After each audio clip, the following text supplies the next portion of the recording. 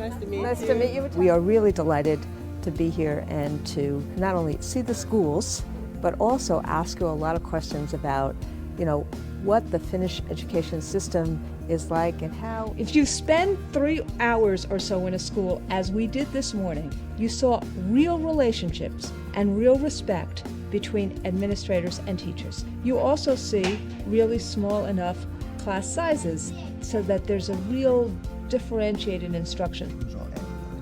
So all the things that we say are important in terms of instruction for kids, not simply having a teacher in a classroom, not simply having a smart board or books, the wraparound services starting with daycare facilities and early childhood.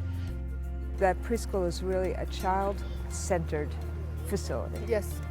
You see the attention paid to the experiential learning. Yes. And that the buildings are retrofit for kids. Thanks to the OECD PISA data, it shows that Finland is performing better than the average. Yeah? We have been passing everybody else. What did we do to make this possible?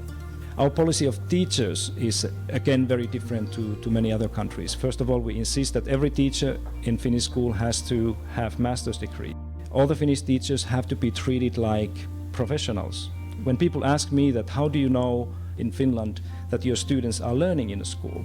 And I always say that ask the teachers, they know. Just like you ask the medical doctor if he or she thinks that the patients are doing well. Working as a teacher in Finland, it's really something nice. And when we get the appreciation for our work, that's even better. Teachers are appreciated in this country. You feel it? Yeah, I do.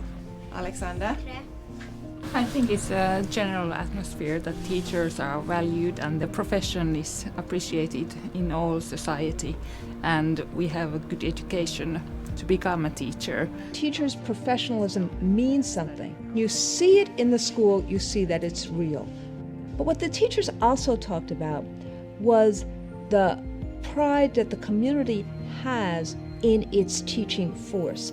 And you could see it in terms of the pride that the kids had in their teachers, as well as the confidence that the teachers had when you walked into their classrooms. So this is my main subject, psychology. We are trying this book in two different schools. Wow. This class and a school quite near Vasa. One teacher in particular was talking about a new textbook and had called the publishing company about it, and they were changing it based upon what her suggestions were. So that just blew me away, because here she was talking as if this happens every day.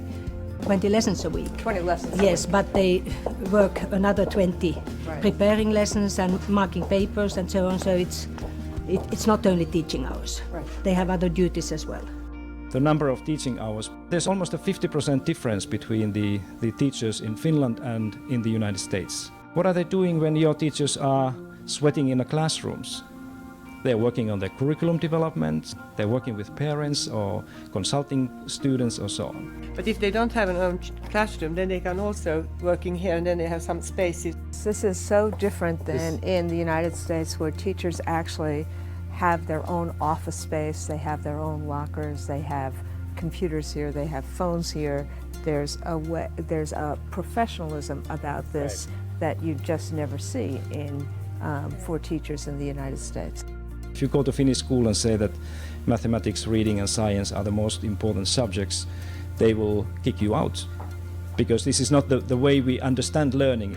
You saw the integration in terms of content areas, whether it be cooking and art and music and industrial arts and calculus and literacy. And you saw the integration between technology, human interaction, and textbooks.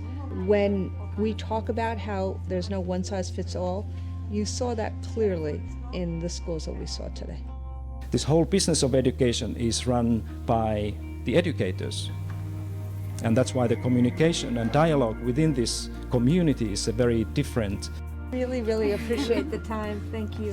What is so obvious about the education system in this country is that people are engaged in problem solving not in winning arguments. The notion that somebody is an obstacle is just irrelevant here. It's not even part of the conversation. The conversation is always about how can we all together help children.